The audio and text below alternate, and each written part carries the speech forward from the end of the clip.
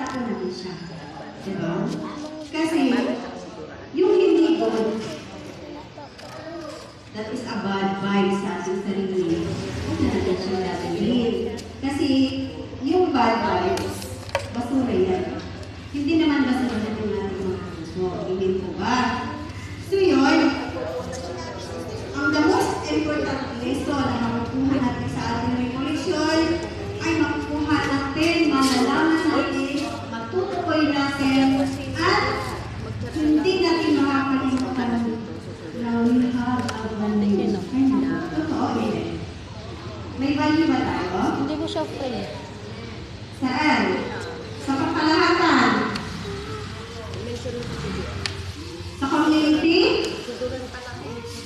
Sa church? Sa family? Minsan sa family, pinaka-importante, di ba? Lalong-lalo na sa Diyos. Mahalaga tayo. So bakit?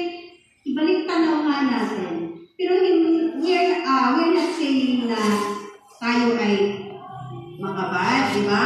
Wala naman, walang mali, walang wrongdoing, walang influence. Ikaw na mag-chat ko kayo. Diba? Ano ko? So yun, dito natin makikita Mag-ano ko minutes? na ang Wala tayong value pangkamat sa ating bulan. pagkatao, ang puso natin, i-revive natin.